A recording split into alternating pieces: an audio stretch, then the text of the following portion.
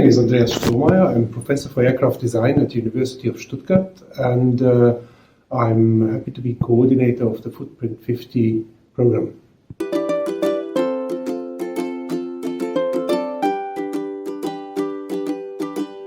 FᴜᴛPʀILᴛ50, we have our goals in several layers. We want to, first of all, have a deep look into how could a hybrid electric aircraft in the 50-seat range look like in 2035.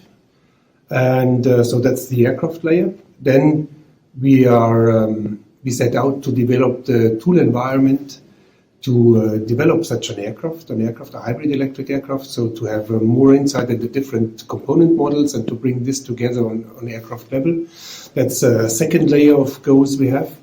A third goal is to develop a roadmap for a hybrid electric regional aircraft. So what is required, what gaps do we feel today, as well on the technology side, as also on the certification side. So how much technology and regulations would have to evolve together with our aircraft that we can have an entry into service in 2035.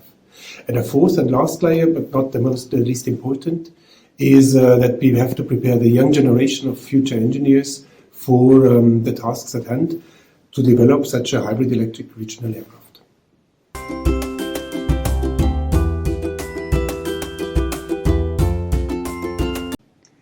So the hybrid approach for the powertrain has the advantage then now, in addition to the batteries, to a small amount of batteries, we can take fuel as energy storage.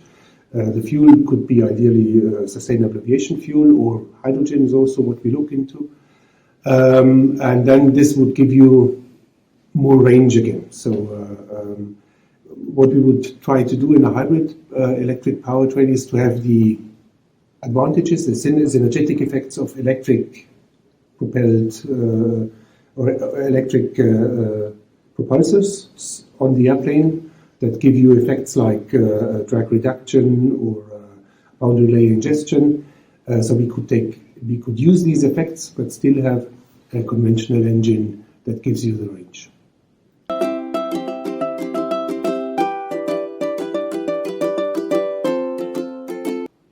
Interesting question to see what is the effect on inside the aircraft in the cabin for the future passenger in such an aircraft. First of all, he can feel better because the aircraft is more environmentally friendly, and his carbon footprint will be smaller. So that's already good.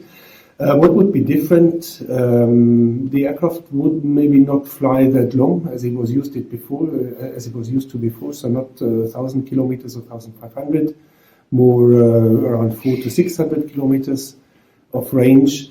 But this could be turned into an advantage for this future passenger, that he could have a network of short-range flights, regional aircraft flying him 500 kilometers. He would step to the next airplane within an hour and go on to his final destination. So this could be made. And one last difference could be that the aircraft is less noisy.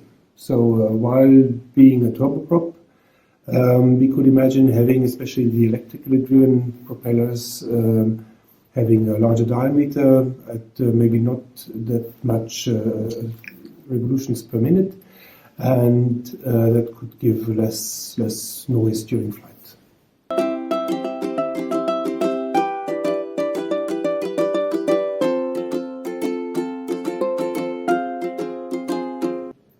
The new system, a new regional system where you have dense connections, bringing you with a smaller aircraft for some 400 or 500 kilometers range, of 300 kilometers, a tight network of airports closer to your destination. That could be an advantage. Stepping onto your plane, like on a train, there's still other threats than there's other threats to aviation, which trains feel sometimes, or in some countries, but wouldn't have it here in the center of Europe, and cars or buses just would not have. So you still would have to pass some checks before you board the plane. But it would be good to not be on the big hubs, but to have these smaller airports where you really can get quicker from your car park or from your public transportation to check in and to board the plane.